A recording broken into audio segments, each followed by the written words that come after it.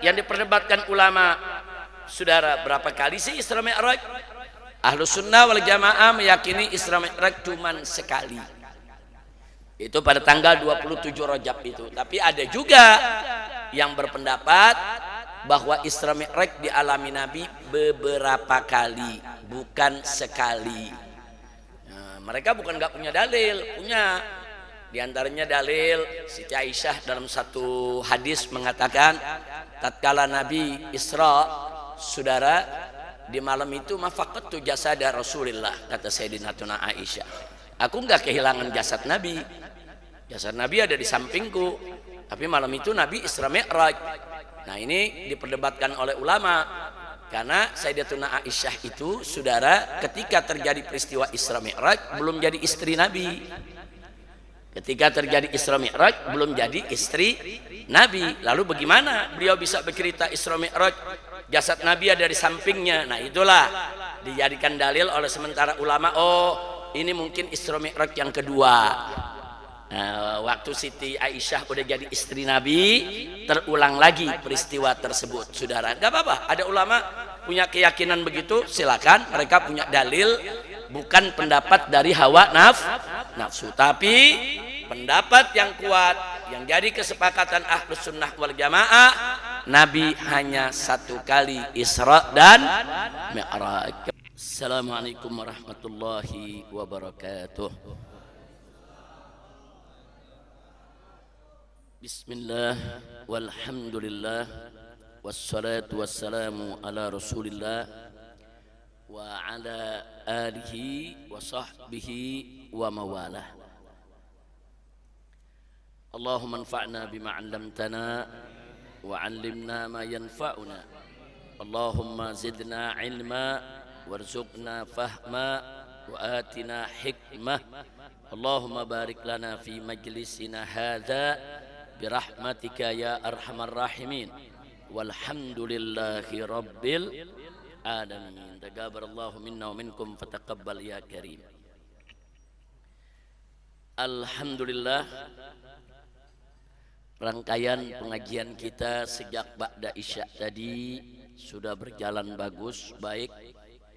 Ada pembacaan burdahnya yang memang rutin kita baca dalam taklim rutin setiap malam Kamis di Masjid Jami Al-Islah. Dan tadi juga sejumlah para ustadz kita sudah menyampaikan mau'idhahnya. Mudah-mudahan apa yang telah disampaikan oleh para guru kita menjadi penyebab turunnya rahmat dan barakah. Nah, khusus untuk malam Kamis ini dan malam Kamis yang akan datang serta malam Kamis yang berikutnya. Jadi ada 3 kali pertemuan. Nah, kita di majelis ini akan mengkaji kembali. Saya katakan kembali karena 20 dan 15 tahun yang lalu pelajaran ini pernah dibahas di Masjid Al-Islah ini. Nah, jadi makanya saya katakan dibahas kembali. Tapi bagi mereka yang baru mengikuti 10 tahun terakhir, tentunya menjadi satu pelajaran yang baru. Mudah-mudahan manfaat untuk kita semua. Jadi kita tahu baru saja kita melalui bulan Rajab. Kita saat ini sudah masuk bulan Sya'ban. Tapi suasana peringatan Isra dan Mi'raj di berbagai daerah, saudara, masih sangat terasa luar biasa dan masih terus sampai menjelang Ramadan nanti.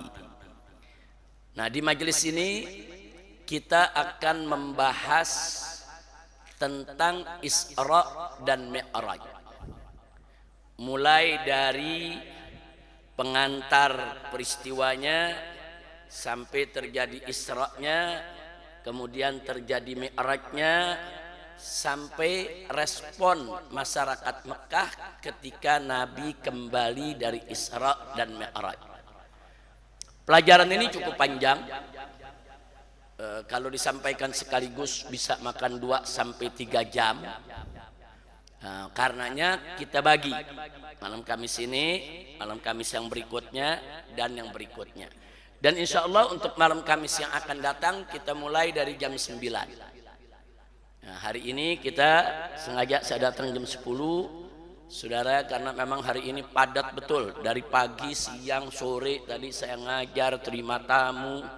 Jadi betul-betul padat. Tapi alhamdulillah akhirnya malam ini tetap masih bisa hadir. Alhamdulillah. Nah, yang akan datang kita usahakan jam 9 atau paling lambat setengah 10 udah bisa kita bahas supaya nanti malam Kamis yang ketiganya bisa tawakufan. Nah, jadi pelajarannya bisa lebih singkat insya Allah. Nah, baiklah ya ikhwan, untuk menyingkat waktu kita perhatikan pelajaran kita kali ini tentang hikmah Isra dan Mi'raj Nabi Muhammad sallallahu alaihi wa alihi wa sahbihi wasallam. Referensi yang kita gunakan khusus untuk cerita Isra Mi'raj secara kronologis yang paling utama, walaupun ada beberapa kitab lain, yaitu kitab Al-Isra wal Mi'raj yang dikarang oleh Imam Suyuti radhiyallahu anhu.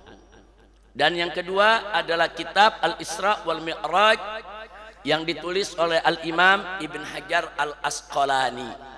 Ini Ibn Hajar Al-Asqalani terkenal sebagai Syekhul Muhadditsin. Ini guru besarnya daripada ahli hadis. Dan yang ketiga, saudara, yaitu kitab karangan saya punya guru, kitab Al-Anwarul Bahiyah. Nah, kitab Al-Anwarul Bahiyah min Isra wa Mi'raj Khairil Bariyah. Durusun wa ibar, masyahid wa suwar. Ini taklif saya punya guru, saudara Sayyidil Imam As-Sayyid Muhammad bin Alwi Al-Maliki Al-Hasani radhiyallahu taala anhu wa an walidayh. Jadi beliau menuliskan kitab Al-Anwarul Baqiyah ini singkat, padat, ringkas, jelas, dan semuanya bersumber dari hadis-hadis sahih ataupun hasan ataupun dhaif tapi yang makmul biha, yang diamalkan oleh para ulama, bukan hadis maudhu. Jadi nggak ada itu nanti hadis maudhu, hadis yang palsu ya ikhwan. Dan beliau Abu Said Muhammad bin Alwi Al-Maliki juga terkenal sebagai ulama hadis. Beliau punya banyak karangan tentang ilmu hadis. Jadi kalau kita membaca satu kitab karangan ulama hadis, saudara, kebiasaan ulama hadis setiap dia menguraikan sesuatu selalu ada referensinya dari kitab hadis mana yaitu beliau sampaikan. Baik, berikutnya kita perlu tahu terlebih dahulu apa makna Isra. Isra secara lughatan, secara bahasa artinya perjalanan di malam hari. Nah, dalam bahasa Arab perjalanan di malam hari itu, saudara, itu dari kata sara, Isra. Nah, sedangkan secara istilah yang dimaksud Isra oleh umat Islam sebagaimana disampaikan oleh para ulama adalah perjalanan Rasulullah sallallahu alaihi wasallam dari Al-Masjidil Haram di kota Makkah sampai ke Al-Masjidil Aqsa. Sesuai firman Allah di dalam Al-Qur'anul Karim, faqala ta'ala subhanalladzi asra bi'abdihi laila minal masjidil harami ilal masjidil aqsa alladzi barakna haulah linuriyahu min ayatina innahu huwas samiul basir. Jadi pengertian Isra sepakat ulama dalam menurut istilah adalah perjalanan Nabi dari Al-Masjidil Haram ke Al-Masjidil Aqsa. Adapun pengertian Mi'raj, nah ini macet ini. Coba mana Habib Ali? Atau kita gunakan ini aja kalau macet. Macet ini. Sudah keluar. Nah, sedangkan Mi'raj, saudara, kalau secara bahasa artinya naik, araja, naik. Atau bisa juga diartikan tangga. Nah, jadi naik atau tangga itu disebut Mi'raj. Nah, adapun secara istilah yang dimaksud Mi'raj adalah naiknya Nabi kita Muhammad sallallahu alaihi wasallam dari Al-Masjidil Aqsa di Palestina ke Sidratul Muntaha, melalui langit pertama, kedua, ketiga, keempat, lima, enam sampai ketujuh, saudara, sampai beliau ke Sidratul Muntaha. Nah, jadi itulah pengertian definisi apa yang dimaksud Isra Mi'raj. Adapun dalil Isra Mi'raj singkat saja. Yang pertama dalil Al-Qur'an. Nah, dalil Al-Qur'an tentang Isra ada di surat Al-Isra ayat pertama yang tadi kita bacakan. Itu tentang Isra-nya. Tapi tentang Mi'rajnya ada dalam surat An-Najm ayat 1 sampai 18. Jadi surat An-Najm dari ayat pertama, 2, 3 sampai ayat ke-18 itu bercerita tentang Mi'rajnya Nabi Muhammad sallallahu alaihi wasallam. Nah, adapun dalil as-sunnah, dalil daripada hadis tentang Isra Mi'raj, banyak sekali kitab-kitab hadis yang menceritakan. Di antaranya Sahihul Bukhari, Sahih Muslim, kemudian juga Musnad Al-Bazzar, Sunan Baihaqi, saudara.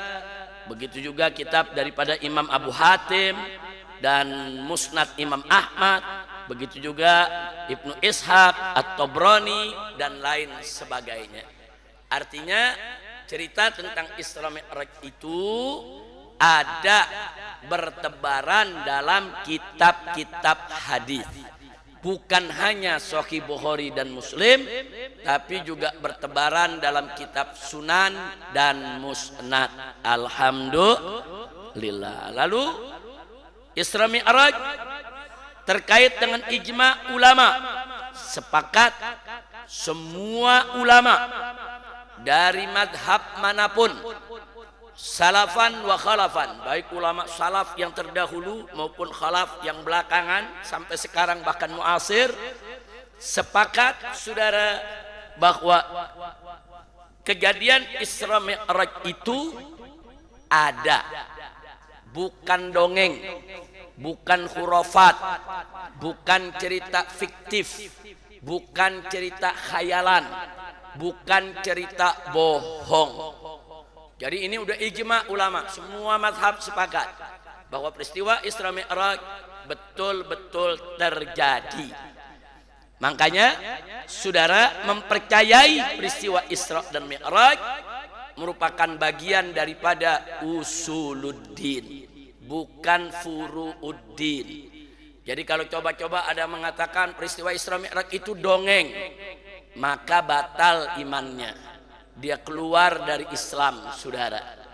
Nah, kenapa? Karena ini usuluddin. Jangan coba-coba bilang Isra Mi'raj itu dongeng, khurafat, kisah fiktif, cerita bohong, saudara. Nah, jadi sepakat ulama mempercayai Isra Mi'raj bagian daripada usuluddin.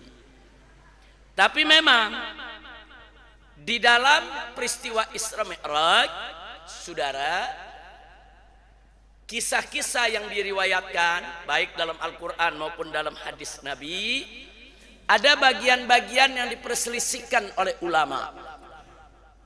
Nah, yang diperselisihkan oleh ulama itu bukan usuluddinnya, tapi furuuddin. Nah, mari kita lihat di antara usul furu'nya, saudara, dalam peristiwa Isra dan Mi'raj. Nah, kita lihat dulu.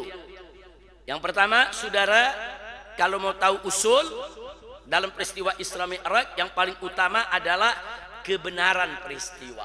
Nah, tadi sudah kita sampaikan, kebenaran peristiwa Isra Mi'raj mutlak benar, mustahil salah. Dia menjadi bagian qat'iyatuddin yang wajib diimani, tidak boleh diingkari, dan ini disepakati oleh semua mazhab, saudara. Nah, ini bagian yang usul. Tapi jangan salah paham. Di dalam kisah Isra Mi'raj ada bagian-bagian cerita yang dinukilkan dalam hadis-hadis yang diperselisihkan oleh ulama. Karena tadi saya katakan ada yang hadisnya sahih, ada yang hasan, ada yang dhaif. Kalau maudhu kita nggak cerita, maudhu kita buang. Kalau udah hadis maudhu buang, nggak usah dipakai ya hewan. Haram pakai hadis maudhu, hadis palsu. Nah, karena memang cerita ini beraneka ragam, banyak riwayatnya, itu yang menimbulkan akhirnya para ulama ada berbeda pendapat tentang beberapa hal dalam Isra Mi'raj. Antara lain, saudara, ini menyangkut furuknya. Pertama tentang waktu kejadian. Jumhur Ahlus Sunnah wal Jamaah yakin kejadiannya, saudara, bulan Rajab tanggal 27. Tapi ada ulama, saudara, yang berpendapat kejadiannya bulan Ramadan, bukan bulan Rajab. Nah, ini perbedaan begini, ini furu. Nggak apa-apa berbeda pendapat soal waktu. Yang penting peristiwanya semua sepakat ada, saudara. Nah, kemudian yang berikutnya lagi yang furu juga. Ini Isra Mi'raj ini satu peristiwa atau terpisah. Kalau ahlu sunnah hampir semua sepakat satu peristiwa. Habis Isra langsung Mi'raj. Tapi jangan kaget, ada kelompok ulama yang berpendapat peristiwanya terpisah. Isra satu peristiwa, kemudian ada peristiwa lain yang disebut peristiwa Mi'raj, saudara. Nah, kemudian ada lagi yang jadi pertanyaan, di alam nyata atau mimpi atau keduanya. Tapi mimpi bukan sembarang mimpi, bukan mimpinya kayak mimpi kita, bukan. Karena ru'ya anbiya itu shadiqah, saudara. Nah, ini Ahlus Sunnah wal Jamaah sepakat nyata, bukan mimpi. Tapi ada aliran-aliran di luar Ahlus Sunnah yang meyakini kalau itu mimpi yang nyata, atau dengan kata lain mimpi nyata maksudnya perjalanan rohani, nah, bukan perjalanan rohani dan jasmani. Nah, tapi kalau Ahlus Sunnah meyakini perjalanannya rohani dan jasmani. Tapi saya perlu sampaikan supaya nanti kalau ketemu ulama-ulama yang mengatakan begitu jangan kaget, jangan langsung ngafirin. Oh, ini bukan Ahlus Sunnah nih, tahu kita ini bukan Ahlus Sunnah nih yang mengatakan begini. Tapi jangan dikafirin, cuman dia bukan Ahlus Sunnah. Termasuk apakah perjalanannya ruh saja atau ruh dan jasad, saudara. Ini juga ada perbedaan. Ahlus Sunnah wal Jamaah sepakat bahwa perjalanannya ruh dan jasad. Tapi ada kelompok di luar Ahlus Sunnah, seperti siapa? Mu'tazilah. Mu'tazilah punya pendapat hanya ruhnya saja. Nah, jadi jangan kita kafirkan Mu'tazilah. Nah, kita hanya katakan Mu'tazilah bukan Ahlus Sunnah. Kita nggak terima mereka punya pendapatnya, tapi jangan langsung kita kafirkan. Kenapa? Ini bagian furu, bukan bagian usuluddin. Kecuali kalau mereka mengatakan nggak ada tuh peristiwa Isra Mi'raj, mimpi, khayalan, cerita bohong, dusta, itu kafir. Nah, kalau itu mutlak kita kafirin, saudara. Nah, tapi kalau furu-furu begini nggak usah ribut, saudara.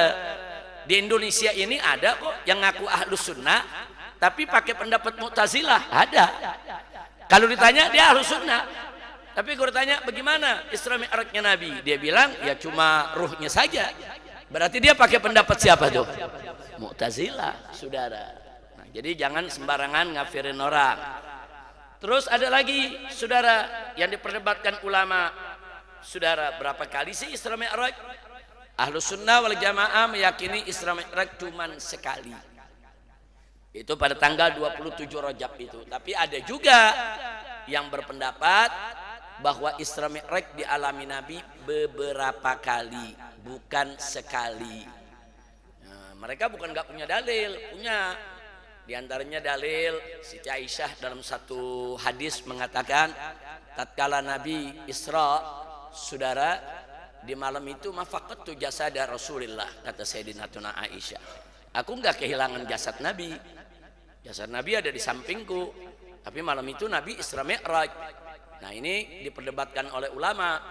Karena Sayyidatuna Aisyah itu, saudara, ketika terjadi peristiwa Isra Mi'raj belum jadi istri Nabi. Ketika terjadi Isra Mi'raj belum jadi istri Nabi. Lalu bagaimana beliau bisa bercerita Isra Mi'raj? Jasad Nabi ada di sampingnya. Nah, itulah dijadikan dalil oleh sementara ulama, oh ini mungkin Isra Mi'raj yang kedua. Nah, waktu Siti Aisyah udah jadi istri Nabi, terulang lagi peristiwa tersebut, saudara. Gak apa-apa, ada ulama punya keyakinan begitu, silakan. Mereka punya dalil, bukan pendapat dari hawa nafsu, tapi pendapat yang kuat, yang jadi kesepakatan Ahlus Sunnah wal Jamaah, Nabi hanya satu kali Isra dan Mi'raj. Kemudian berikutnya, saudara, waktu Nabi Isra Mi'raj dibelah dadanya atau tidak? Ini juga diperdebatkan ulama. Jadi Ahlus Sunnah mengatakan dibedah sebelum Isra Mi'raj. Tapi sebagian ulama mengatakan enggak, Nabi dibedahnya udah dari kecil. Nah, waktu di Halimatus Sa'diyah dipelihara, bukan lagi mau Isra Mi'raj. Nah, tapi Ahlus Sunnah mengatakan enggak, memang Nabi dibedah itu 4 kali. Nah, bukan hanya masa kecil, tapi termasuk juga pada saat Isra dan Mi'raj. Nanti kita lihat pendapat Ahlus Sunnah. Nah, kemudian yang berikutnya, pada saat Mi'raj kita punya Nabi, Nabi melihat Allah atau tidak? Nah, ini ulama berbeda pendapat. Ada mengatakan Nabi melihat Allah, ada mengatakan Nabi enggak melihat Allah, ada juga yang mengatakan Nabi melihat Allah dengan mata hatinya, ada juga yang mengatakan dengan mata kepalanya. Nah, kalau yang begitu tuh ulama berbeda pendapat, saudara. Nah, tapi kalau Ahlus Sunnah meyakini bahwa Nabi melihat Allah. Jangan tanya kaifiyah, jangan tanya bagaimana lihatnya, bagaimana caranya, bukan urusan kita. Allah Maha mampu memberikan kekuatan kepada Nabi alaihi salatu wassalam untuk melihat Allah baik dengan mata kepala maupun dengan mata hati. Kita nggak usah cerita kaifiyahnya, itu semua serahkan kepada Allah. Kita nggak bicara hakikatnya, kita cuma bicara yakin bahwa Nabi melihat Allah, selesai, saudara. Nah, ini yang diperdebatkan. Jadi kalau nanti ada yang bilang, oh Nabi nggak melihat Allah, jangan langsung dikafirin. Ini perbedaan-perbedaan furu dalam kisah Isra dan Mi'raj. Nah, kayak tadi tuh, melihat Allah baik, Nabi melihat Allah, tapi dengan mata apa nih? Mata kepala atau mata hati? Nah, ini juga ulama berbeda pendapat, saudara. Nah, yang berikutnya lagi, saudara, perintah sholat. Nah, kalau kita lihat dalam hadis-hadis sahih, perintah sholat itu memang Nabi diperintahkan dari 50 menjadi 5. Dari 50 sholat menjadi 5 sholat. Nah, bahkan ini boleh dikatakan Ahlus Sunnah sepakat itu cerita, saudara. Tapi ada di luar Ahlus Sunnah protes itu. Seperti kalangan Syiah. Kalangan Syiah nggak terima. Nah, kalangan Syiah mengatakan ini cerita bohong. Ini cerita nggak masuk di akal, kata mereka. Mana ada cerita tawar-menawar sholat dari 50 jadi 5. Nah, kalangan Syiah di sini banyak pakai logika. Nah, sedangkan Ahlus Sunnah wal Jamaah nggak bisa sembarangan kita pakai logika. Kalau dalilnya ada, kalau ceritanya benar, kalau kisahnya memang disampaikan oleh orang-orang yang bisa dipercaya, kita imani, kita terima. Soal kenapa 50 jadi 5 itu persoalan lain. Nanti bisa kita urai dengan logika dan dengan ilmu kita. Nah, itu prinsip Ahlus Sunnah, perhatikan. Nah, jadi kalau ada yang nggak percaya begitu, jangan langsung dikafirkan. Hak dia ya ikhwan, dia nggak percaya, saudara. Nah, tapi kalau Ahlus Sunnah percaya, yakin. Nah, baik. Nah, terus yang berikutnya lagi, saudara, ada juga yang berpendapat Isra usulnya, Mi'raj furu'nya, saudara. Nah, jadi ini kalau Ahlus Sunnah bilang enggak, Isra Mi'raj meyakini kebenaran peristiwanya adalah usuluddin. Tapi ada bagian-bagian yang memang merupakan furu'uddin. Nah, inilah tentang usul dan furu' dalam Isra dan Mi'raj. Nah, sekarang saya ingatkan, saya ulangi usul Ahlus Sunnah dalam Isra Mi'raj. Nah, ini kalau dikatakan usul Ahlus Sunnah sepakat nih. Ini termasuk ciri Ahlus Sunnah. Jadi Ahlus Sunnah itu bagaimana melihat peristiwa Isra Mi'raj? Satu, saudara, terjadi di bulan Rajab ba'da bi'tsah qabla hijrah. Ahlus Sunnah meyakini bahwa Isra Mi'raj itu terjadi di bulan Rajab setelah Nabi diangkat menjadi utusan Allah.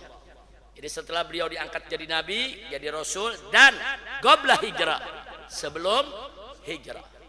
Nah, ini sepakat Ahlus Sunnah, saudara. Kalau ada yang berbeda ini, itu di luar Ahlus Sunnah. Kemudian yang berikutnya, saudara, usul Ahlus Sunnah Isra dan Mi'raj satu kesatuan kejadian, bukan kejadian terpisah. Tadi sudah saya sebutkan. Kemudian yang ketiga, saudara, di alam nyata dengan ruh dan jasad. Peristiwa Isra Mi'raj bukan di alam mimpi, tapi di alam nyata, dan kejadiannya dengan ruh dan jasad, bukan ruh saja. Ini usul Ahlus Sunnah. Nah, kemudian yang berikutnya, hanya satu kali, tidak berulang beberapa kali. Nah, kemudian yang berikutnya lagi, saudara, yaitu diawali dengan pembelahan dada Nabi, syaqqus sadar. Nabi punya dada dibedah ya ikhwan oleh malaikat Jibril dan malaikat Mikail, saudara. Baik, kemudian yang berikutnya lagi, saudara, yaitu yang keenam, Nabi melihat Allah subhanahu wa ta'ala. Ini usul Ahlus Sunnah. Ahlus Sunnah semua sepakat. Cuman Ahlus Sunnah nggak bicara kaifiyah, nggak bicara tempat, saudara, nggak bicara ruang dan sudut, enggak. Nabi melihat Allah. Bagaimana caranya, itu urusan Allah ya ikhwan. Allah maha mampu.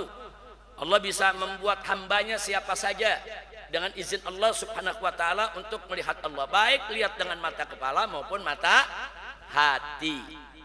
Nah, kemudian yang berikutnya lagi, saudara, perintah sholat dari 50 menjadi 5. Perintah sholat dari 50 menjadi 5. Ini usul Ahlus Sunnah wal Jamaah.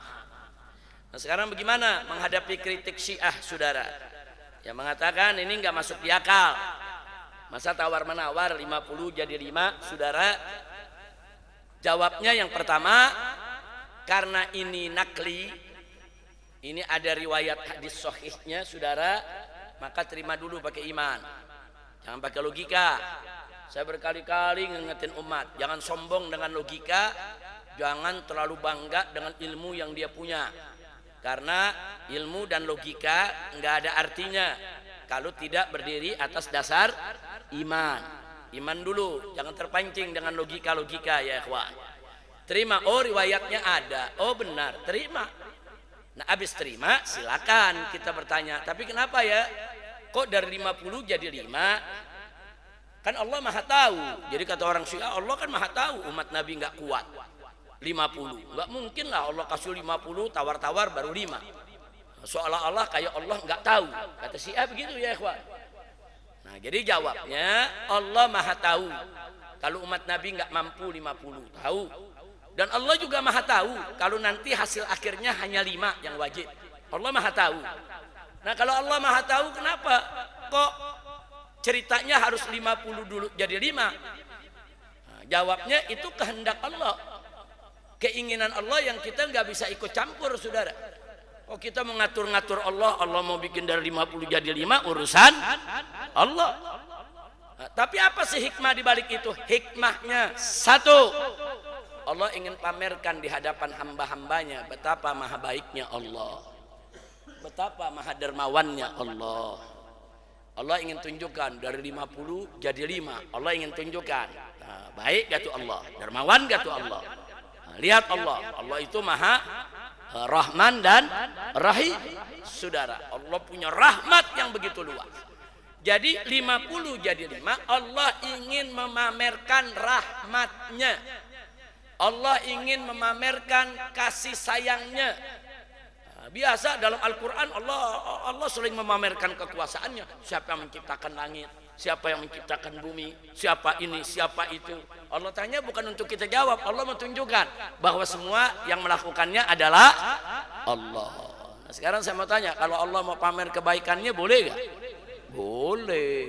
Salah satu nama Allah Al-Mutakabbir, saudara. Allah suka pamerin tuh. Nih lihat kekuasaanku, kebesaranku, keagunganku, kemuliaanku. Nah, itu satu. Jawaban yang kedua, saudara, Allah ingin pamerkan juga kepada hamba-hambanya betapa luar biasanya kasih 50, saudara, bulak-balik 9 kali menghadap Allah. Saudara, nggak gampang 9 kali bulak-balik. Kenapa Nabi memperjuangkan, menunjukkan betapa kasih sayang Nabi kepada umatnya, saudara. Jadi Nabi nggak mau umatnya dapat kewajiban yang begitu berat. Nah sekarang saya tanya, jadi kalau Allah mau pamer dari 50 ke 5, pamer kebaikannya, masuk akal tidak? Masuk. Kalau Allah ingin pamerkan kasih sayang Nabi kepada umatnya, masuk akal tidak? Yang berikutnya, yang ketiga, saudara, dengan adanya 50 menjadi 5, saudara, untuk menumbuhkan rasa syukur di hati hamba-hambanya, saudara, supaya kita ini bersyukur. Alhamdulillah untung 5. Coba kalau 50, coba kalau 50, untuk menumbuhkan rasa syukur, saudara, bersyukur kepada Allah, sehingga kita malu untuk meninggalkan sholat, saudara. Jadi pertama untuk menumbuhkan rasa syukur, yang berikutnya menumbuhkan dan menanamkan rasa malu, sifat malu dalam diri hambanya. Malu dong kalau nggak sholat. Udah dikasih 5 masih nggak sholat, bagaimana dikasih 50? Nah, jadi itu ada hikmahnya, bukan Allah nggak tahu kalau umat Nabi nggak mampu 50, bukan, Allah maha tahu kok. Cuman sengaja Allah buat dari 50 jadi 5. Nah, Allah mau tanamin tuh, hamba-hambaku bersyukur ya, dari 50 jadi 5 nih. Malu dong kalau 5 aja nggak sholat. Nah, saya mau tanya, kalau hikmahnya seperti itu masuk akal tidak? Masuk, saudara. Jangan tiba-tiba bilang ini nggak masuk akal. Masa sholat tawar-menawar? Ini Bukhari Muslim pembohong. Ini hadis-hadis nggak benar, palsu, Israiliyat. Ada yang bilang Israiliyat. Kenapa dibilang Israiliyat? Karena dalam cerita ini terlalu menonjolkan sosok Nabi Musa. Nah, jadi Nabi ketemu Nabi Musa yang kasih tahu, saudara, Muhammad, umatku ini lebih kuat dari kau punya umat. Dikasih 50 nggak mampu, gimana kau punya umat? Nah, akhirnya orang-orang yang nggak suka sama Ahlus Sunnah bilang, wah ini ngarang nih, ini Israiliyat nih. Nggak begitu, saudara. Ceritanya memang benar. Nabi dapat saran dari Nabi Musa, saudara. Apa berarti Nabi nggak tahu kalau umatnya nggak kuat? Tahu.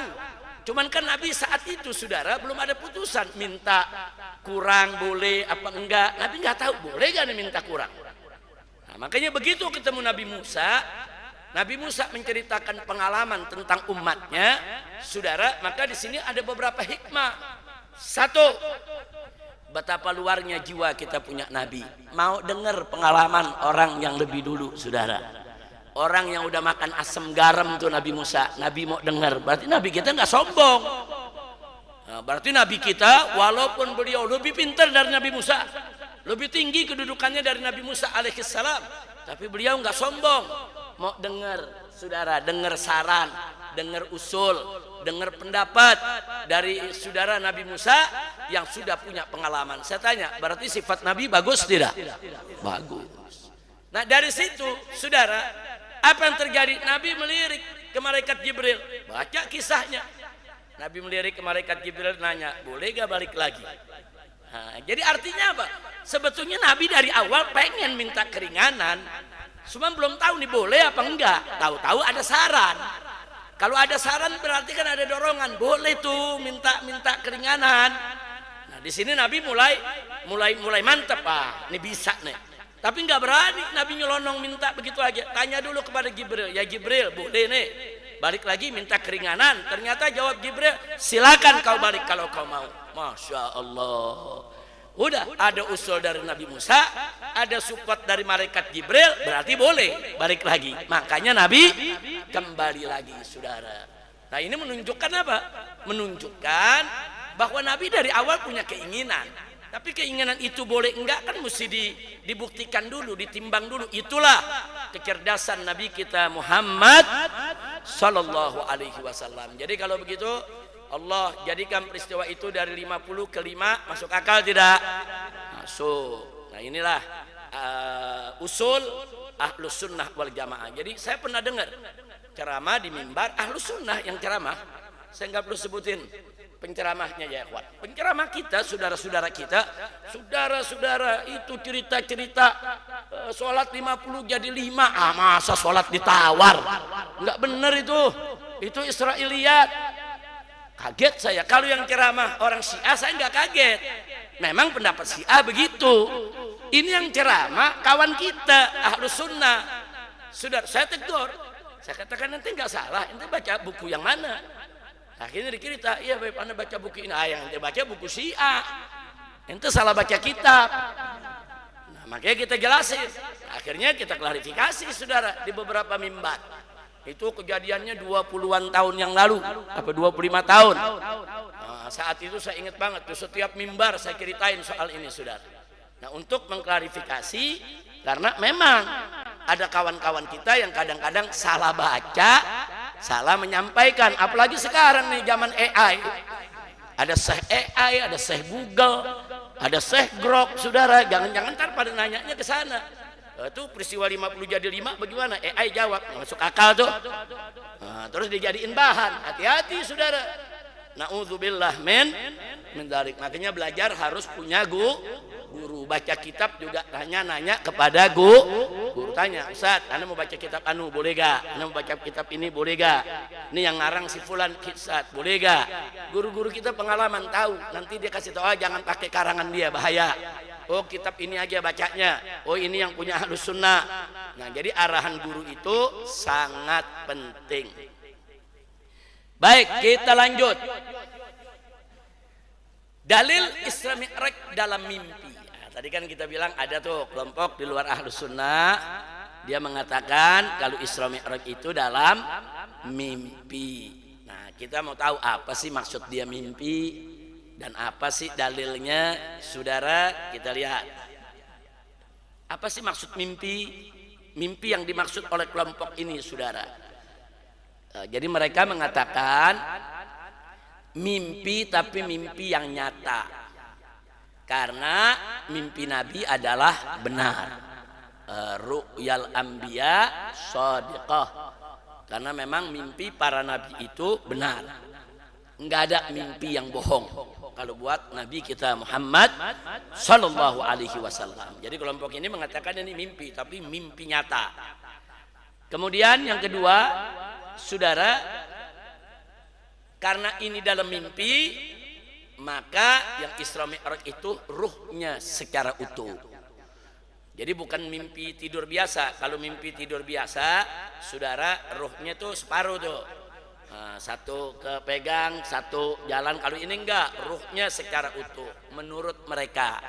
Makanya mereka bilang jasadnya enggak ikut, hanya ruh saja saudara. Nah, kemudian yang ketiga mereka katakan, nah karena ini merupakan mimpi nyata dengan ruh secara utuh, maka Isra Mi'raj itu adalah safar ruhani, perjalanan rohani. Ingat ya, ini bukan Ahlus Sunnah. Jangan salah paham nih, jangan dipotong-potong ntar rekaman. Nih Habib Rizik ngajarin begini nih. Nah, ini bukan pendapat Ahlus Sunnah, tapi kita perlu tengok. Kita mau tahu kenapa sih dia bicara begitu, apa sih dalilnya. Nah, dia bukan gak punya dalil, ada dalilnya, hujahnya saudara. Nah, dalil yang mereka kemukakan pertama, saudara, dalam surat Al-Isra ayat 60. Dalam surat Al-Isra ayat 60, Allah menyebutkan tentang Isra Mi'raj, wa ma ja'alna ar-ru'ya, tidaklah kami jadikan ar-ru'ya. Allah menyebutnya sebagai ru'ya. Nah, karena Allah sebut Isra Mi'raj itu ru'ya dalam surat Al-Isra ayat 60, maka mereka mengatakan ru'ya itu kan mimpi. Berarti Isra Mi'raj itu mimpi. Nah, ini dalil pertama. Nah, kemudian dalil yang kedua yang mereka gunakan di sejumlah hadis, tidak semua hadis. Sebagian hadis Isra Mi'raj diawali bainama ana naim. Nabi mengatakan tatkala aku tidur. Jadi cerita Isra Mi'raj itu ada beberapa hadis yang awalnya berbunyi bainama ana naim, tatkala aku sedang tidur. Nah, kemudian di akhirnya saudara faistaiqastu, dan begitu aku bangun dari tidur, wa ana bil Masjidil Haram, dan saya sudah ada di Masjidil Haram. Nah, jadi karena ada awalnya bainama ana naim, diakhiri dengan faistaiqastu, aku terjaga. Jadi dia katakan berarti ini fik bahwa Isra Mi'raj itu adalah mimpi yang nyata. Nah, kemudian Yang berikutnya, mereka memakai hadis Siti Aisyah yang tadi saya sebutkan. Siti Aisyah pernah mengatakan, ma faqadtu jasada Rasulillah sallallahu alaihi wasallam wa innama usriya biruhi. Jadi Siti Aisyah kata riwayat ini mengatakan, aku tidak kehilangan jasadnya Rasulullah tatkala Isra Mi'raj. Sesungguhnya innama usriya biruhi, sesungguhnya beliau itu diisrakan dengan ruhnya. Nah, inilah 3 dalil yang dijadikan argumen landasan oleh mereka yang mengatakan Isra Mi'raj hanya mimpi. Ingat, ini bukan pendapat Ahlus Sunnah. Nah, sekarang bagaimana pendapat Ahlus Sunnah dan bagaimana Ahlus Sunnah menjawab nih dalil mereka? Mereka kan punya dalil nih 3. Nah, kalau Ahlus Sunnah punya pendapat berbeda, apa dalilnya? Dan apa pula sikap Ahlus Sunnah terhadap dalil yang mengatakan mimpi, saudara? Nah, mari kita lihat. Nah, dalil Isra Mi'raj bukan mimpi. Ini dalilnya Ahlus Sunnah. Saudara, yang pertama, saudara, kata Asra di awal surat Al-Isra. Karena di awal surat Allah mengatakan subhanalladzi asra, maha suci Allah zat yang memperjalankan. Allah enggak mengatakan yang memimpikan atau yang membuat Nabi mimpi, tapi Allah mengatakan asra, memperjalankan. Nah, kata asra tersebut, saudara, menjadi dalil menafi mimpi, bukan mimpi. Nah, kira-kira jelas tidak? Nah, dalilnya yang kedua, saudara, dalil yang kedua kata abdun, subhanalladzi asra bi abdihi, Allah memperjalankan hambanya. Itu kata abdun dalam Al-Quran di beberapa ayat seperti abdan idza sholla, saudara, itu menunjukkan kata abdun ada ruh dan ada jasad. Abdan idza sholla, orang-orang kafir itu mencegah hamba-hamba Allah tatkala mereka mau sholat, saudara. Nah, jadi abdan idza sholat, si hamba sholat, karena si hamba memang ada ruh dan ada jasad, bukan ruhnya saja. Kemudian yang ketiga, pendustaan kafir Quraisy menafi mimpi. Waktu Nabi cerita, orang-orang kafir Quraisy kan tertawa terbahak-bahak. Sampai mereka bilang, ah Muhammad, ente mimpi, ente. Nabi bilang, enggak, ente bohong, ente udah gila, ente bicara yang enggak masuk di akal. Saudara, andai kata Nabi mengatakan, semalam aku mimpi, begini-begini, kira-kira diprotes enggak sama orang kafir Quraisy? Enggak, mimpi. Saudara, jangankan Nabi, kita nih kalau lagi cerita mimpi, semalam gue mimpi dari Jakarta ke Surabaya 10 menit. Kira-kira ada yang protes gak? Kenapa nggak protes? Mimpi, saudara. Tapi kalau saya cerita nggak mimpi, semalam saya dari pintu rumah pakai sendal 10 menit sampai Surabaya, percaya gak? Nggak percaya. Habib udah mulai gila dia. Nah, udah kacau nih Habib nih. Kenapa? Karena saya ceritanya bukan mimpi. Kalau bukan mimpi dibantah, betul. Nah, sekarang waktu Nabi cerita dibantah gak orang-orang kafir Quraisy? Dibantah sampai Nabi dikatakan gila. Anta majnun ya Muhammad, kau gila, saudara.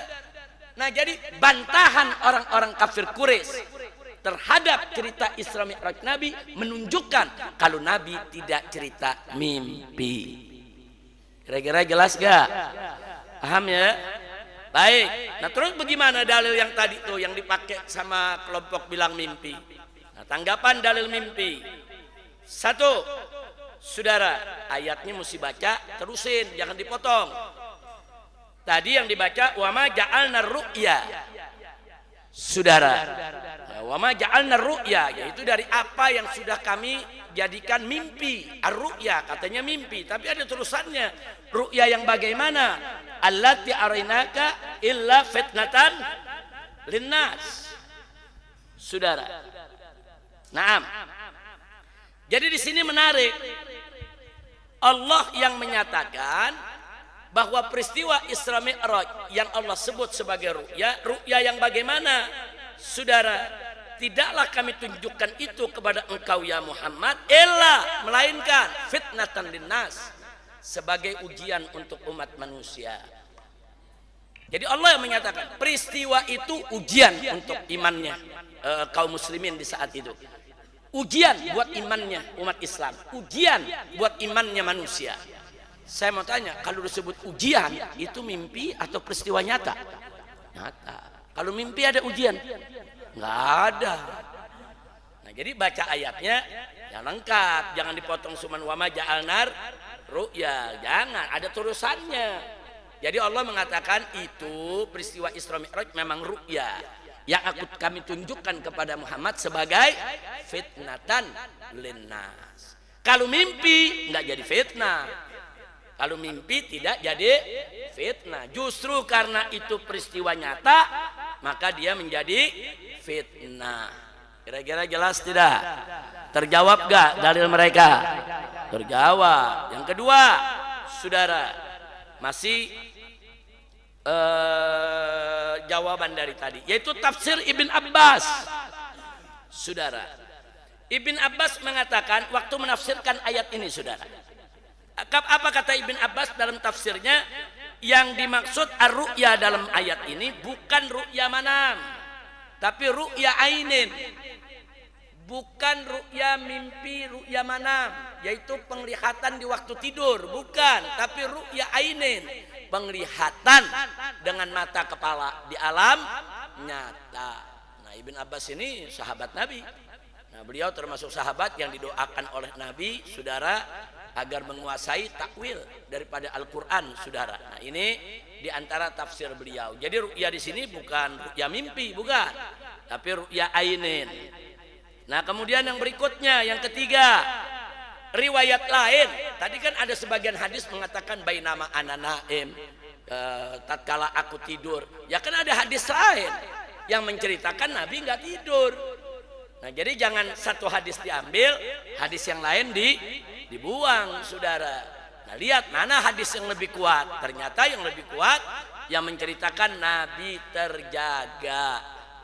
Baik, yang berikutnya yaitu tentang saudara Siti Aisyah. Tadi sudah kita jawab. Nah, karena Ahlus Sunnah meyakini Isra Mi'raj itu sebelum hijrah, peristiwa itu terjadi sebelum Siti Aisyah menjadi istri Nabi, sehingga riwayat yang menceritakan bahwa Siti Aisyah tidak kehilangan jasad Nabi tatkala Isra Mi'raj ditolak oleh ulama. Enggak nyaran Siti Aisyahnya, tapi ada persoalan kepada para perawinya, ya ikhwan. Karena Siti Aisyah belum jadi istri Nabi. Nah, kok bisa-bisanya tidur di kamar Nabi? Kan nggak mungkin. Nah, ya, kira-kira jelas tidak? Baik, ya, kemudian yang kelima, tanggapannya juga, saudara, Siti Aisyah sendiri, saudara, Siti Aisyah sendiri mengatakan, barang siapa yang mengatakan bahwa Rasulullah bahwa annan Nabi ra'allah, bahwa Nabi melihat Allah, faqad kadzab, dia dusta. Jadi Siti Aisyah mengatakan bahwa barang siapa mengatakan Nabi melihat Allah, dia bohong. Artinya Siti Aisyah menafi kalau Nabi itu melihat Allah. Yang dinafi melihatnya, tapi Siti Aisyah enggak menafi Isra Mi'rajnya. Nah, jangan lupa tuh. Nah, bukan mimpi. Andai kata mimpi, enggak perlu ada nafi dari Sayyidina Aisyah. Kalau Siti Aisyah mengatakan Nabi itu mimpi umpamanya, saudara, enggak perlu dinafi. Justru Siti Aisyah ada mengatakannya, ada yang bilang waktu Isra Mi'raj Nabi melihat Allah, kata Siti Aisyah enggak, itu bohong tuh, jangan dilebih-lebihin, enggak ada tuh melihat. Yang dinafi oleh Siti Aisyah melihat Allahnya, saudara. Nah, bukan Isra Mi'rajnya. Nah, kenapa Siti Aisyah menafi, saudara? Karena Siti Aisyah mengakui kalau riwayat Isra Mi'raj itu benar di alam nyata, bukan di alam mimpi. Andai kata ada yang cerita, oh itu mimpi, Nabi mimpi melihat Allah, Siti Aisyah enggak menafi. Orang mimpi, saudara, mimpi enggak perlu dinafi. Kira-kira jelas tidak? Nah, jadi Siti Aisyah sendiri mengakui kok Isra Mi'raj itu ada, saudara. Nah, tadi sudah saya ceritakan soal melihat Allah ini, saudara, memang ada beberapa perbedaan. Ada mengatakan tidak melihat seperti Siti Aisyah, ada mengatakan melihat mujarradah, yaitu ba'ainil mujarradah, lihat dengan mata kepala. Tapi ada juga seperti Ibn Abbas mengatakan ra'a bi qalbi, melihat dengan hatinya, saudara. Enggak apa-apa, mereka berbeda pendapat soal itu, enggak ada masalah. Yang penting mereka sepakat peristiwa Isra dan Mi'raj itu ada. Alhamdulillah. Baik. Sekarang kita lanjutkan, kita masuk ke kronologis Isra dan Mi'raj. Nah, tadi itu pengantarnya tuh. Jadi sebelum kita masuk kronologis Isra Mi'raj, kita mesti tahu dulu pandangan Ahlus Sunnah bagaimana tentang Isra Mi'raj. Nah, kalau kita udah tahu tadi gambarannya, baru kita masuk ke kronologisnya. Insya Allah. Ini baru slide ke-9 ini. Alhamdulillah sudah separuh. Karena jumlah slide-nya semua ada 17 slide. Nah, kita sudah separuh, tapi pemaparannya belum separuh. Nah, pemaparannya baru 10%. Baik. Kronologis Isra Mi'raj yang nanti akan kita bahas. Pertama, pengantar peristiwa. Jadi sebelum terjadinya peristiwa, ada beberapa kejadian yang mesti kita tahu, saudara. Yang kedua, perjalanan Isra-nya. Nah, jadi ada pengantar peristiwa kejadian sebelum Nabi Isra. Habis itu baru kita cerita perjalanan Isra-nya dari Al-Masjidil Haram di Mekah ke Al-Masjidil Aqsa di Palestina. Setelah itu baru kita cerita soal kenaikan Mi'rajnya. Nah, jadi kita bisa cerita Isra-nya dulu sampai tuntas, baru kita cerita Mi'rajnya, saudara. Nah, yang keempat, perjalanan pulang. Jadi waktu Nabi pulang dari Isra Mi'raj itu ada kejadian-kejadian. Dan kejadian-kejadian ini penting untuk kita ketahui. Karena kejadian-kejadian tersebut akan menjadi bukti bagi Nabi tatkala adu argumentasi dengan orang-orang di kota Makkah. Ada beberapa kejadian, nanti akan kita ceritakan. Nah, yang kelima, baru kita cerita respon masyarakat Makkah. Nah, inilah 5 kronologis yang nanti akan kita uraikan satu persatu di majelis taklim kita ini, insya Allah. Jadi ini pertemuan pertama, malam Kamis depan yang akan datang pertemuan kedua, malam Kamis berikutnya pertemuan ketiga. Insya Allah kita akan selesaikan 5 poin ini, insya Allah. Baik, kita lanjutkan dulu pengantar Isra Mi'raj. Saudara, pengantar Isra Mi'raj yang pertama, saudara, atap rumah Nabi terkuak. Artinya Nabi itu dijemput oleh malaikat Jibril dari rumah beliau, saudara. Nah, di sini kita bisa lihat, saudara,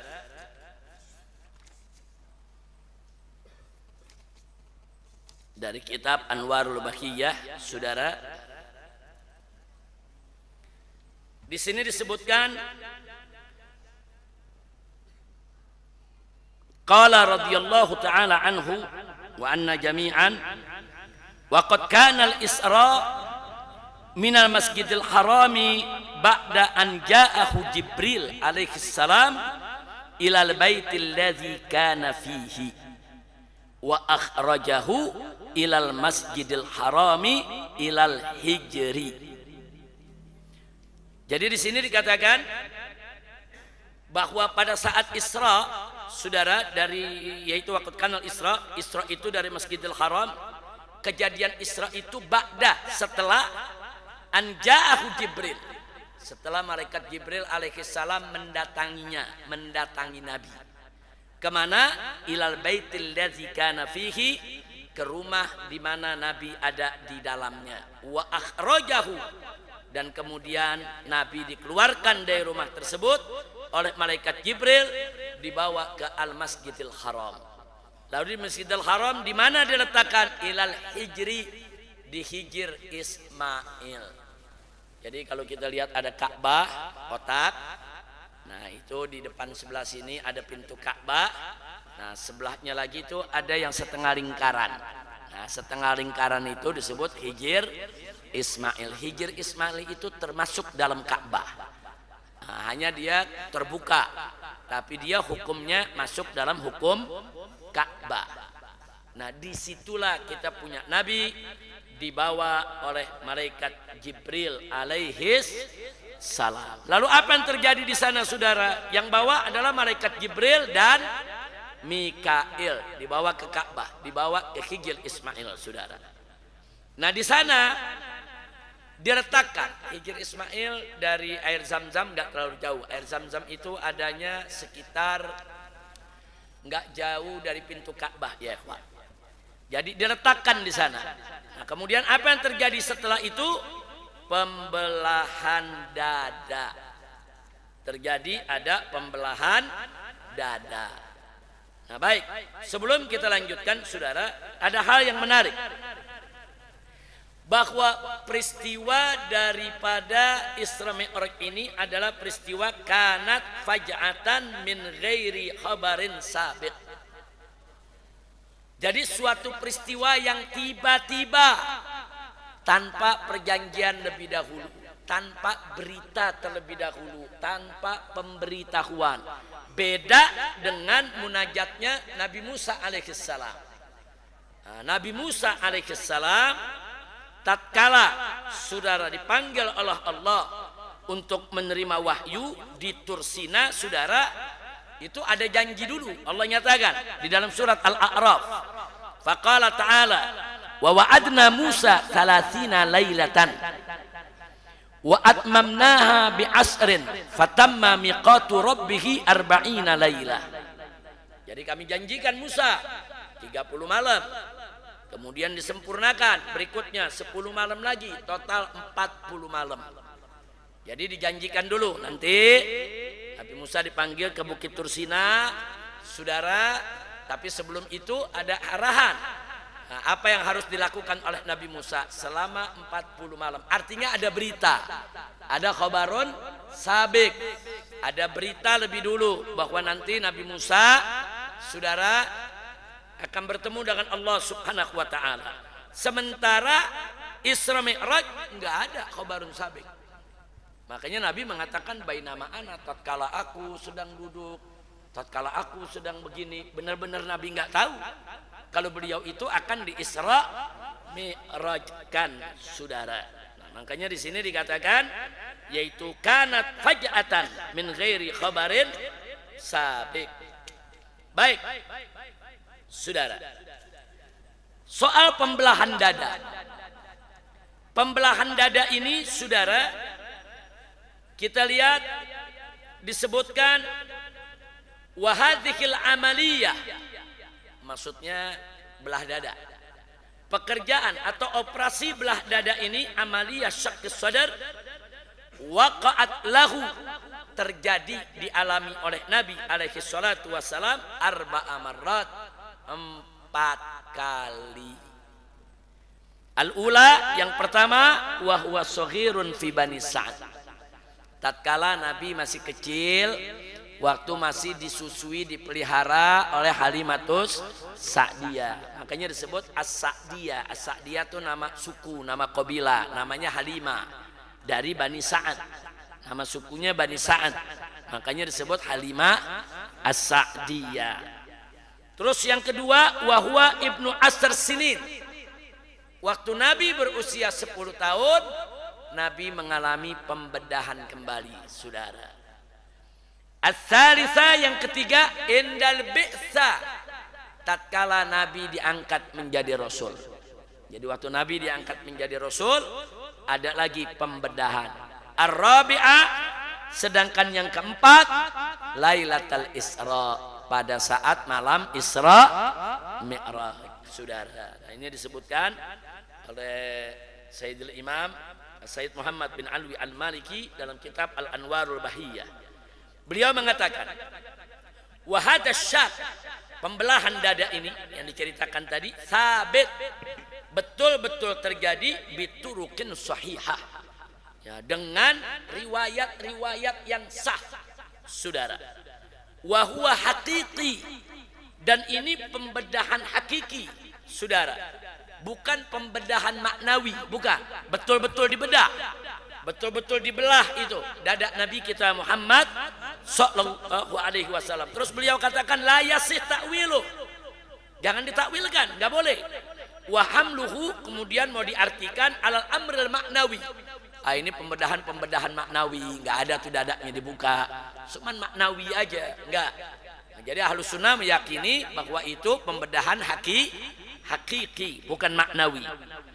Bal huwa sakkun haqiqiyun mahsus, dan dia betul-betul merupakan pembedahan yang hakiki, yang sebenarnya mahsus dan dirasakan, artinya terdeteksi oleh indera, saudara. Nah, tentu kita nggak usah bingung. Wallahu ala kulli syai'in qadir. Allah maha mampu tentang segala sesuatu. Dan beliau ingatkan kita, wa khawariqul adat la tuqasu bil uqul. Jadi kalau kita cerita mukjizat atau cerita hal-hal yang khariqul adat, di luar kebiasaan, mukjizat, karomat, itu semua adalah khariqul adat atau khawariqul adat. La tuqas bil uqul. Jangan sekali-kali dikiaskan dengan akal. Jangan pakai dianalogikan. Jangan dikias-kiaskan. Jangan dilogikakan. Jadi peristiwa begitu terima saja dengan iman sebagaimana sampai riwayat kepada kita. Kemudian wadzakaru anna Jibril, dan diceritakan di dalam riwayat-riwayat bahwa malaikat Jibril alaihi salam lamastakhraja qalba sayyidina Muhammadin, tatkala mengeluarkan hati daripada nabi kita alaihi salatu wassalam, dikeluarkan itu kalbnya, jantung hatinya, saudara. Wa ghasalahu bima'i zamzam, kemudian dicuci dengan air zamzam. Nah, setelah itu naza'a makana bihi min adza, kemudian ada sedikit, saudara, nukta, sesuatu, saudara, yang kemudian dibersihkan dari hati kita punya Nabi. Wa fi riwayat, dalam riwayat lain, annahu, yaitu bahwa Jibril akhraja min qalbihi, mengeluarkan dari jantung hati Nabi alaqatan sauda, ada segumpal sekecil daging yang berwarna hitam, itu dibuang, saudara. Wa qala, kemudian malaikat Jibril mengatakan pada saat itu dibuang, apa kata malaikat Jibril? Hadhihi haddus syaitan minka. Malaikat Jibril berkata kepada Nabi, ya Muhammad, hadhihi haddus syaitan minka. Ini adalah bagian setan daripada kau punya diri. Nah, ini menarik nih. Haddus syaitan minka, bagian setan daripada kau punya diri. Apa ini maksudnya? Nah, ini yang digali oleh para ulama, saudara. Nah, bagaimana ulama menggalinya? Mari lihat. Asy-Syaikh Ad-Dardir rahimahullah mengatakan, maksud daripada kalam malaikat Jibril tadi adalah ai mahallu waswasatihi minka wa tasallutihi, saudara, law kana lahu alaihi sabil. Jadi maksudnya itu yang dibuang tadi itu tempat semacam celah, di mana kalau itu dibiarkan justru setan bisa masuk, bikin orang was-was. Nah, celah itu dalam hati Nabi udah dibuang, udah nggak ada lagi. Jadi nggak ada bagian setan untuk membuat Nabi was-was. Nah, jadi bukan berarti setan ada dalam diri Nabi, bukan. Ada satu bagian yang setiap manusia punya. Celah itu di situ setan bisa masuk untuk membuat manusia was-was. Nah, celah itu dimiliki oleh semua manusia termasuk Nabi, tapi untuk Nabi dibuang. Makanya malaikat Jibril mengatakan hadhihi haddus syaitan minka. Ini bagian setan dari dirimu yang sudah aku buang. Alhamdulillah. Nah, jadi wal maksud daripada kalam Imam Dardir tadi tahqiq idhari kamali batin. Itu betul-betul kepastian untuk menunjukkan betapa sempurnanya batin kita punya Nabi. Kama baraza kamalu zahir, sebagaimana sempurnanya zahir Nabi. Jadi Nabi sempurna lahir dan batin. Alhamdulillah. Nah, kemudian Sayyid Muhammad bin Alwi Al-Maliki radhiyallahu taala anhu menukilkan saudara, yang dikatakan oleh Al-Imam As-Sayyid Ali bin Muhammad Al-Habsyi di dalam kitab Simtud Durar. Dalam kitab Simtud Durar, Maulid, saudara, Maulid Simtud Durar, di sana ada dikatakan bunyi syairnya begini baitnya. Wa ma akhrajal amlaku min qalbihi adha walakinnahu zaduhu tuhran ala tuhrin. Beliau katakan, tidaklah malaikat itu mengeluarkan kotoran daripada hati Nabi. Hati Nabi nggak ada kotoran, nggak ada tuh dikeluarkan kotoran. Akan tetapi walakinnahum, akan tetapi malaikat tadi yang ditugaskan oleh Allah, zaduhu tuhran ala tuhrin, menambahkan hati Nabi dari yang suci menjadi lebih suci, suci di atas suci, saudara. Nah, kemudian ada yang menarik, kata Said Muhammad, wa waqa'a fi qalbi ma'nan akhar.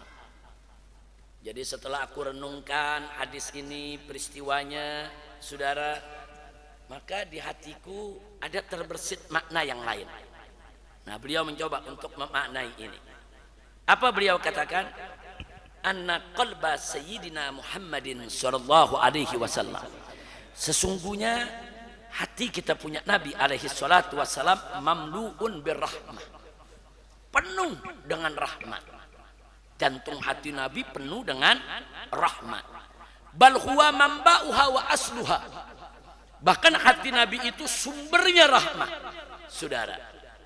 Jadi sumbernya rahmat itu memang ada di jantung hati Nabi, karena Allah mengatakan wa ma arsalnaka illa rahmatan lil alamin. Jadi dalam hati Nabi itu penuh betul, mamlu, udah penuh, banjir dengan rahmat, saudara. Nah, kemudian wahadiki rahmat, dan rahmat yang ada di hati Nabi ini syamilatun kamilah, sifatnya syamilah, itu mencakup segala sesuatu, saudara, kamilah, sempurna.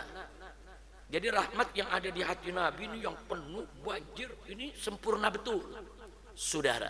Sehingga saking sempurnanya rahmat yang Allah berikan, Allah isi di hati Nabi, saudara, li'annaha rahmatullah allati wasi'at kulla syai'. Karena rahmat yang diletakkan di dalam hati Nabi tidak lain dan tidak bukan adalah rahmatnya Allah yang Allah berikan kepadanya. Nah, karena Allah sendiri yang menyatakan wa ma arsalnaka illa rahmatan lil alamin. Allah yang kasih itu rahmat dalam hati Nabi. Nah, karena Allah yang kasih, rahmat itu sempurna, saudara. Nah, saking sempurnanya, saudara, semua makhluk ada bagian dalam rahmat itu, saudara. Semua makhluk, mau itu manusia, mau itu jin, saudara, mau itu hewan, mau itu tumbuhan, termasuk setan. Nah, ini menarik, termasuk setan, saudara. Karenanya walakin Allah subhanahu wa ta'ala, akan tetapi Allah akhraja syaitan, setan, wa a'wana wa ikhwana, dengan pasukannya, dengan kelompoknya, saudara. Di sini waman qudira alaihi saqa min hadhir rahmah, Allah keluarkan orang-orang yang enggak berhak dapat rahmat, saudara, dari rahmat yang begitu sempurna yang ada di hati Nabi, saudara. Fala nasiba lahum fiha, sehingga mereka enggak dapat bagian lagi. Wala syai' lahum minha, dan mereka sedikit pun enggak dapat bagian lagi. Jadi maksudnya, saudara, rahmat yang Allah berikan kepada Nabi itu sempurna. Saking sempurnanya, semua makhluk ada bagian, saudara, dari rahmat tersebut. Berarti kalau semua makhluk dapat bagian, setan termasuk. Nah, setan bisa dapat bagian rahmat tersebut. Kalau kebagian rahmat, salahnya bisa dimaafin. Masuk neraka nggak jadi, habis ngesetin kita, dia ikut kita masuk surga. Ya kan kurang ajar, saudara. Nah, Allah nggak kasih, saudara, nggak boleh setan dapat bagian dari rahmat yang begitu sempurna tadi. Setan nggak boleh dapat bagian, itu tadi dibuang, saudara. Nah, itu pengertian yang dipahami oleh pengarang kitab As-Sayyid Muhammad bin Alwi Al-Maliki. Jadi dia katakan wa yakunul makna hina idzin, kalau begitu makna dari kalimat hadhihi hadus syaitan minka, ini adalah bagian setan daripada dirimu ya Muhammad. Maknanya annahum, bahwa para malaikat akhraju, mengeluarkan min qalbihi syarif, dari hati Nabi yang mulia, haddus syaitan, bagian setan, min rahmatihi, dari rahmat yang ada dalam jantung hati Nabi. Fala haddus syaitan, dan mulai saat itu setan udah nggak ada bagian. Fala haddul syaitan, nggak ada sedikit pun bagian untuk setan fi hadhir rahmah, di dalam rahmat yang ada dalam jiwa hati Nabi kita Muhammad sallallahu alaihi wasallam. Kira-kira jelas tidak? Paham? Yang jelas nggak ada kotoran dalam hati Nabi, nggak ada. Jangan ada cerita Nabi dibelah karena ada kotor, kotornya dibuang. Nggak ada kotor. Kita boleh artikan satu, sebagaimana tadi diartikan oleh Imam Dardir atau diartikan oleh Shahib Simtud Duror. Imam Dardir mengatakan ada celah yang dimiliki oleh setiap manusia. Di celah itu was-was bisa masuk. Nah, celah itu yang dibuang, sehingga Nabi seumur hidup tidak akan pernah lagi was-was, saudara, karena was-was itu kan bisa merusak, udah terbentengi. Yang kedua, saudara, bahwa yang dibuang itu, saudara, bukan dibuang kotoran, tapi ditambah suci di atas suci. Yang ketiga, itulah pemahaman saya punya guru tadi, saudara, bahwa rahmat yang ada di hati Nabi begitu luas, begitu luar biasa, saudara. Nah, di sana ada bagian setan juga. Nah, akhirnya bagian setan dibuang. Makanya malaikat Jibril mengatakan hadhihi haddus syaitan, ini bagian setan minka yang ada di dalam dirimu, dibuang, sehingga setan nggak bisa lagi dapat rahmat dari kita punya Nabi. Nah, termasuk tidak dapat syafaat Nabi. Kira-kira jelas tidak?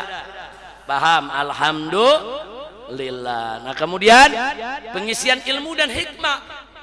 Nah, jadi ada di riwayat bagaimana setelah dibelah jantung hati Nabi dibuka dan dimasukkan ilmu dan hikmah, saudara. Nah, maka itu kita punya Nabi alaihi salatu wassalam, saudara, bukan sekedar fatona, pinter dan cerdas, tapi memang beliau menguasai, saudara, apa saja ilmu dan hikmah yang diberikan oleh Allah subhanahu wa ta'ala. Nah, kemudian yang keenam, stempel kenabian. Nah, jadi setelah beliau itu selesai dibedah, saudara, ada stempel kenabian.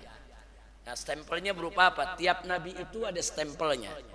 Rata-rata para nabi itu ada stempel berupa titik hitam seperti tai lalat ya, ikhwan. Ada biasanya di tangan kanan. Semua nabi ada biasanya di tangan kanan, saudara. Ada tai lalat hitam.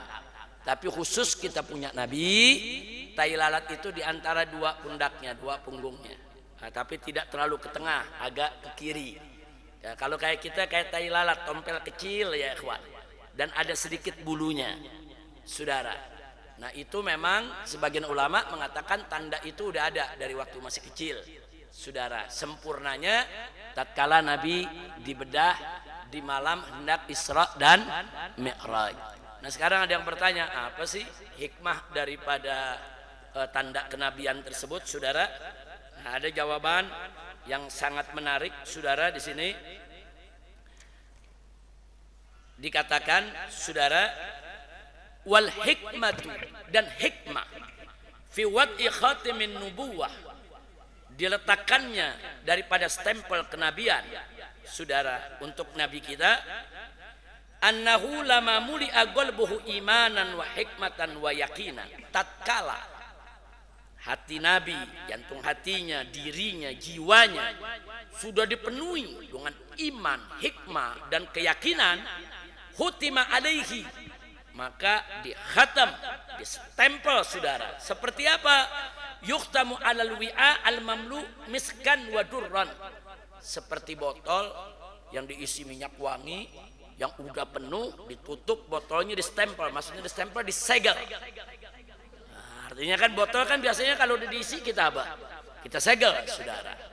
Nah, untuk apa itu semua? Fajama Allahu Ta'ala ajza'an nubuwah, maka Allah kumpulkan semua bagian kenabian untuk Nabi kita Muhammad sallallahu alaihi wasallam wa khatama alaihi bi khatmih.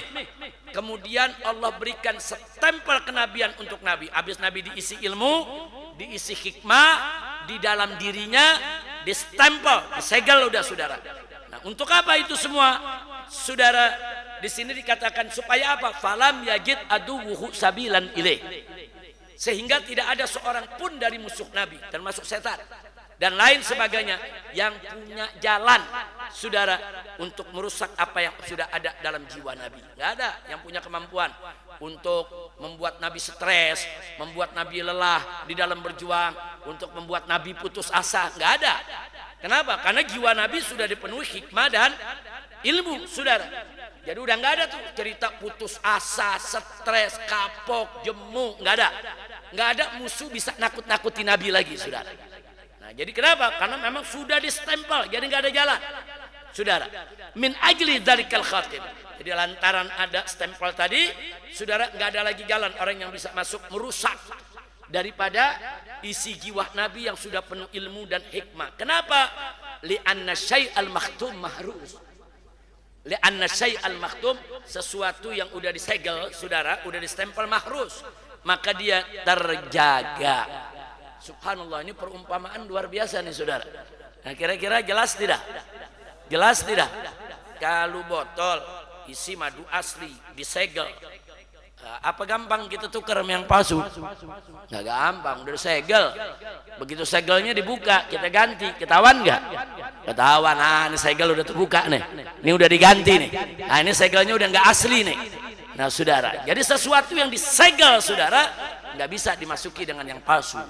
Jadi jiwa Nabi udah disegel, penuh dengan hikmah, penuh dengan ilmu, penuh dengan keyakinan, sehingga siapapun nggak bisa mengurangi hikmah yang dimiliki oleh Nabi, mengganggu ilmu yang dimiliki oleh Nabi, atau merusak keyakinan yang dimiliki oleh Nabi. Udah nggak mempan siapapun, termasuk setan iblis sekalipun. Alhamdulillah saudara. Makanya di sini dikatakan faka'anna hadal khatib, seolah-olah stempel kenabian ini yu'ti isyaratan wadihatan jariyatan, memberikan isyarat yang jelas nyata saudara, ila anna qalbahu, bahwa sesungguhnya jantung hati Nabi sallallahu alaihi wasallam mahfuzun mahrusun, sudah betul-betul terjaga, nggak bisa ada lagi yang merusaknya. Alhamdulillah. Nah, itulah diantara yang perlu kita ketahui dari pengantar Isra dan Mi'raj. Nah, berikutnya kita akan masuk perjalanan Isra untuk malam Kamis yang akan datang. Nah, insya Allah. Jadi perjalanan Isra cukup sampai di sini. Besok Isra, kalau bisa gabung dengan Mi'raj. Kalau kita mulai dari jam 9 insya Allah bisa perjalanan Isra dan Mi'raj, sehingga malam Kamis berikutnya baru kita masuk. Tadi ada 5 semua kan. Nah, pengantar sudah, kemudian perjalanan Isra sebentar lagi, nanti perjalanan Mi'raj, nanti ada perjalanan pulang yang keempat. Setelah itu baru respon masyarakat Mekah. Nah, saya berharap hari ini pengantar sudah selesai saudara dengan pembukaan tadi.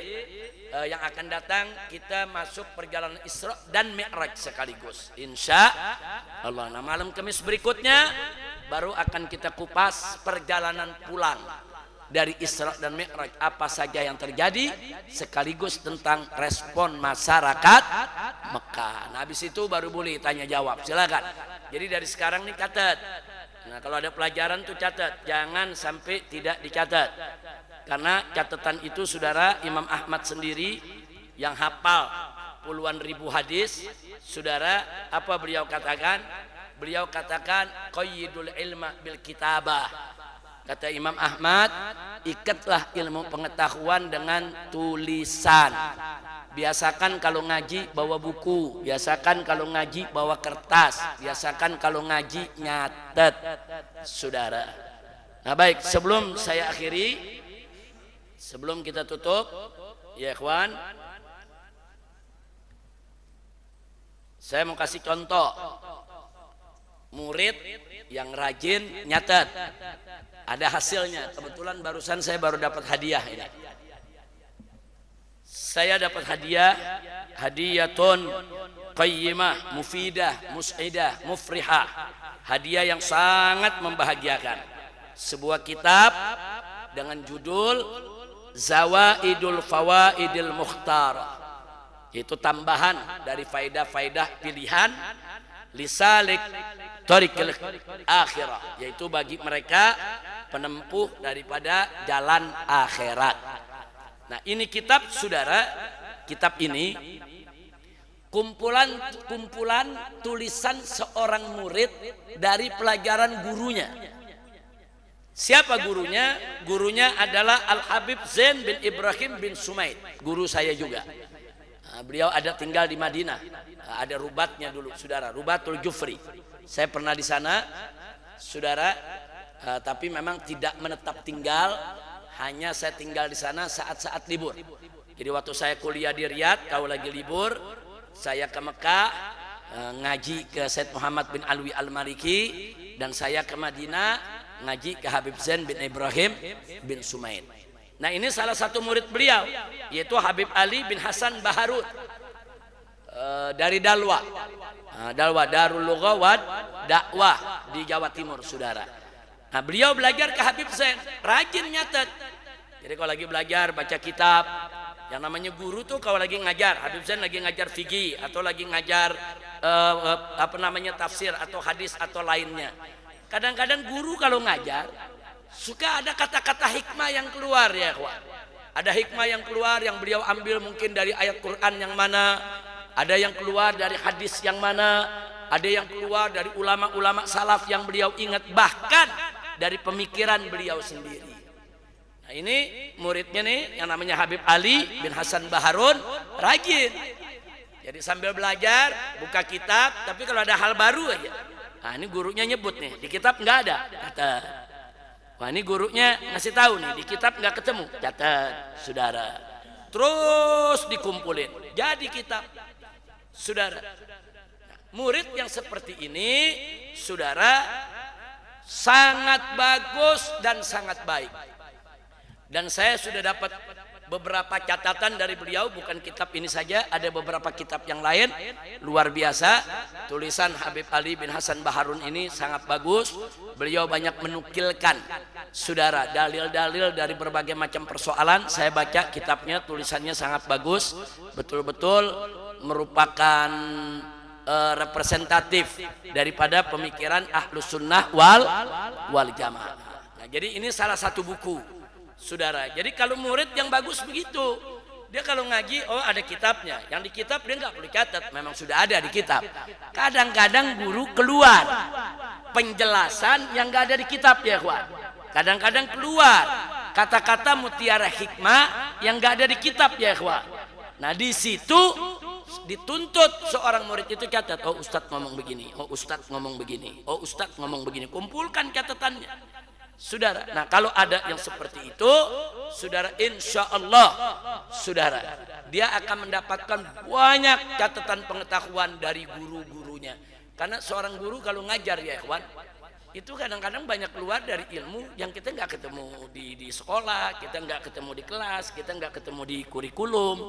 Saudara, sayang sekali kalau apa yang mereka ucapkan kita tidak catat, ya ikhwan.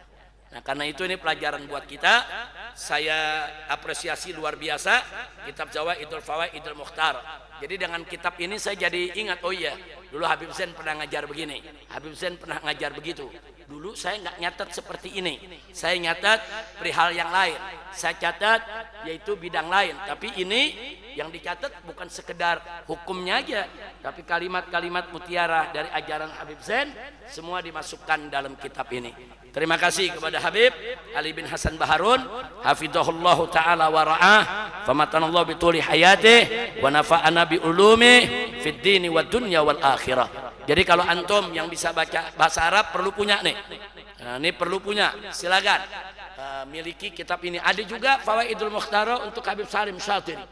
Nah, ada lagi murid Habib Salim nyatet juga tuh pelajaran-pelajaran dari Habib Salim Syatiri. Jadi juga buku seperti ini, ya ikhwan. Nah, karena itu memang penting untuk mencatat pelajaran yang didapat dari guru. Saya dulu mengajar sekitar 20 tahun yang lalu, 25 tahun lebih ya kawan, di Jamiat Khair. 25 tahun saya mengajar ilmu faraid di Jamiat Khair. Nah, saya kalau ngajar ilmu faraid, saudara, apa yang saya pelajari dari kitab-kitab itu yang saya ajarkan ke murid. Saya nggak punya buku pegangan. Jadi apa yang ada di kepala nih saya ajarkan murid. Karena kita udah ngajar setahun, 2 tahun, 3 tahun, karena udah biasa, udah lama. Jadi apa yang ada dalam kurikulum faraid udah ada di kepala. Jadi ngajar aja. Ada satu murid saya perempuan, saudara, dia catat semua yang saya berikan pelajaran. Dia catat rapi, saudara. Selama 1 tahun saya ngajar. Karena memang faraid 2 semester. Begitu selesai dia lulus dari Jamiat Khair, saudara, saya dikasih hadiah. Ustadz, saya punya hadiah, Ustadz terima ya, dibungkus rapi dan buku. Saya bilang boleh, apa hadiahnya dikasih? Saya ambil. Sampai rumah saya buka. Ternyata bukunya itu catatan dia dari awal saya ngajar sampai akhir. Lengkap ilmu faraid. Yang sekarang jadi kitab yang dipakai di madrasah. Ya ikhwan. Dia yang tulis semua. Ya, saya sendiri, Masya Allah dia catat ini, dia tulis ini. Sejak saat itu saya punya buku pegangan buat ngajar. Nah, biasanya nggak pakai buku pegangan, saudara. Nah, akhirnya terakhir saya rubah menjadi syajarah, musajjar, bagan-bagan. Sekarang adanya bagan-bagan kan. Sebelum bagan tulisan. Yang nulis saya punya murid perempuan lagi. Dan dia ranking 1 di Jamiat Khair. Nah, jadi saudara, jangan sangka perempuan nggak punya kemampuan. Banyak perempuan yang ranking 1, yang pinter ya ikhwan, yang belajar faraid ternyata luar biasa. Padahal faraid kan ilmu yang lumayan ribet, ruwet. Nah, itu contoh murid. Makanya nih saya mau mendorong yang di sini. Ke depan setelah kita tutup pengajian nanti, habis lebaran kita buka lagi, biasakan bawa catatan. Catatan Anda akan sangat berguna buat diri Anda, buat anak Anda, buat keluarga Anda, buat kalau Anda nanti punya murid, saudara, sangat berguna. Insya Allah. Nah ini contoh nih. Nah, jadi dicatat jadi kitab, saudara, catat jadi kitab. Banyak ustadz-ustadz yang begitu banyak, dia catat semua omongan gurunya. Jadi kitab ya, kawan. Dan begitu habis dia catat, dia cari.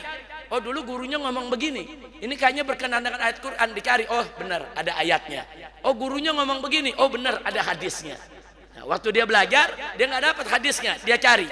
Oh dulu gurunya bicara hadis ini, cari, oh ternyata ada sumbernya. Oh ini nggak ada di Quran, ini nggak ada di hadis. Dari mana nih gurunya? Oh ternyata ada tabiin yang bicara begini. Ditemukan. Nah di buku ini dijelaskan satu persatu. Ini ada di sini, ini ada di sini, ini ada di sini. Alhamdulillah, ini luar biasa. Habib Ali bin Hasan Baharun, mudah-mudahan beliau panjang umur, bisa terus produktif untuk mengarang kitab-kitab yang berguna. Itu saja yang bisa saya sampaikan. Akhirnya kita minta kepada Kiai Haji Nurzaini Suwanda untuk menutup pengajian ini sekaligus doa penutup. Silakan Kiai.